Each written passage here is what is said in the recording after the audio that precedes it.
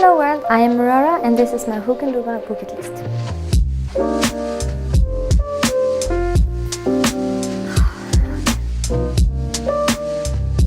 So the first book on my bucket list is The Name of the Wind by Patrick Rothfuss. It's actually one of my favorite books I've ever read.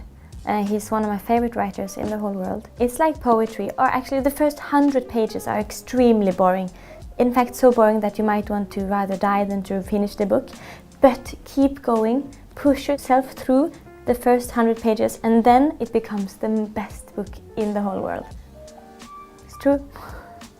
I got through the first 100 pages of this book because a friend told me that get through them because it becomes the most amazing thing. I just knew it in my heart. It's completely wonderful. And I do find time on tour in between all the traveling and working because what I love about books is that you can jump in and out of them, out of these worlds. It's like time traveling. It is the magical thing about books that you can go in and out of them whenever you like. So I find it very easy to find time. And it's so cool too.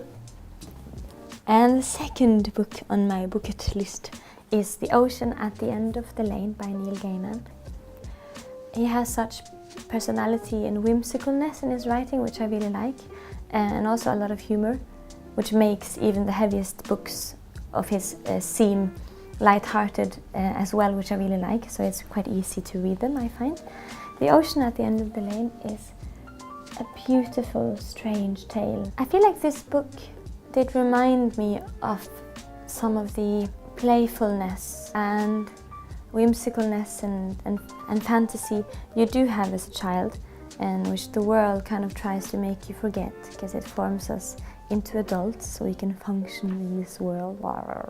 But I feel like this book is a very good reminder to enjoy and take care of that whimsical and fantasy and childish part of yourself. It makes you want to be really kind to your inner child, and it's really exciting too. It's quite scary at times. Just hear it. A dead man on the backseat of the car, on warm milk at the farmhouse, an ancient little girl, and an old woman who saw the moon being made. You can already tell that it's just the most magical thing. An ancient little girl is so cool. So this is the first book of the Mistborn trilogy by Brandon Sanderson. It's a really cool universe. It's kind of in the same headspace as Lord of the Rings or Harry Potter or Star Wars, because it has quite a clear world and a very its own universe, which is really exciting to jump into. It even has its own physics and its own magic that just exists in this world that is kind of normal, and it's really cool. It's kind of that if people eat or drink metal, they can get these abilities, and then maybe they have the ability to do all of the powers and not only one. So it's really exciting.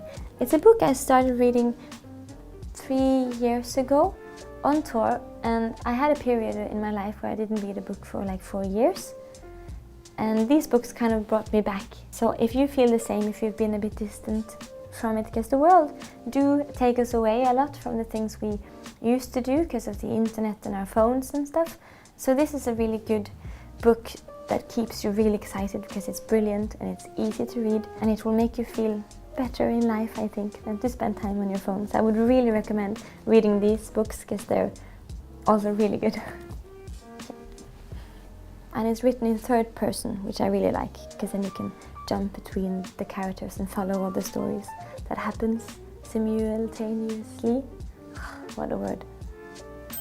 Veronica Wants to Die by Paulo Coelho. I've read it 5 times, so I know it very well. It's different to me every time I read it as I grow older and learn more about the complexity of existing in this world as a human.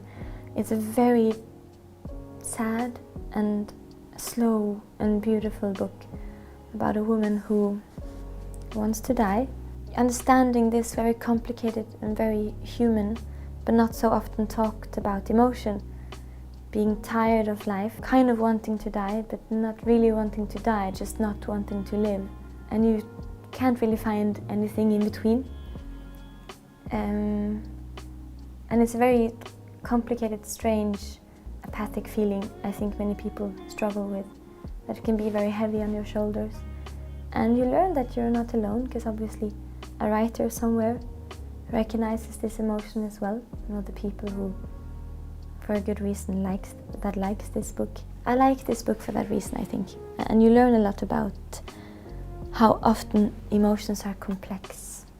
And it's hard to know what you want and what you desire and what's wrong with your mind and yourself and the world. That's okay to not necessarily know, but to just try to make it from day to day. And then, you know, it's the best we can do. The Power by Naomi Alderman. It's just, it's a very fascinating book, and I've been trying the last years to read more books written by female writers. Obviously, all of the others are male, except for this book.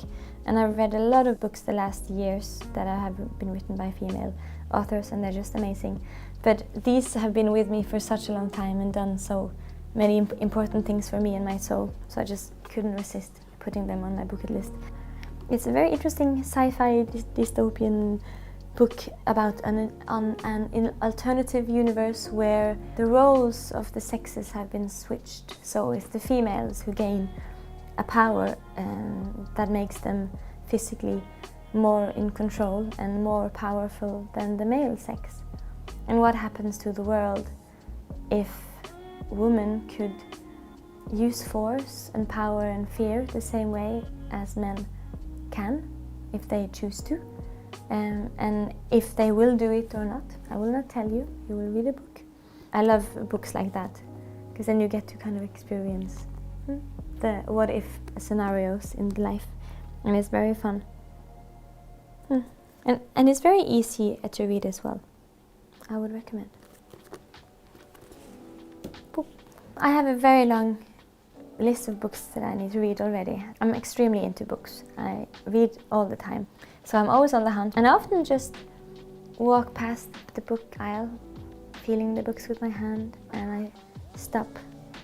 And then I take the book that I stop on and try to discover something magical by accident, because you never know. The last book on my bucket list is Kafka on the Shore by Haruki Murakami. And he's a wonderful writer. I really enjoy his work. I have the same version at home. I bought it because of all of these are actually the same versions that I have at home as well in my bookshelf. I like the cover of the cat in front of the sun, and I love red and black and white. It looks beautiful. So it was just a coincidence that I picked the book out in the library. It was one of those feeling my way with my hand and shopping books with my eyes, and I really liked it. It's very whimsical. It deals with like realism, but also imagination, sexuality, absurdity. It has an old man who can communicate with cats in it. How can that be wrong? It's a very strange and nice story, and I would really recommend it. And I would actually recommend all of his books. His universe is a very whimsical and artistic and beautiful universe to dive into sometimes. I love reading physical books that I can hold in my hand. I don't know why, but I feel very cute while reading them, sitting somewhere. And I love feeling cute, it makes me feel wonderful.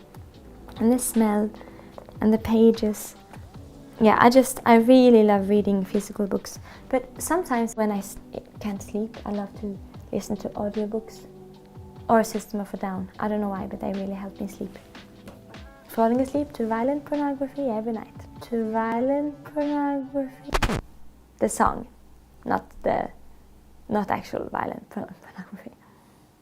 Just to clarify. Well, thank you for watching and listening to my bucket list.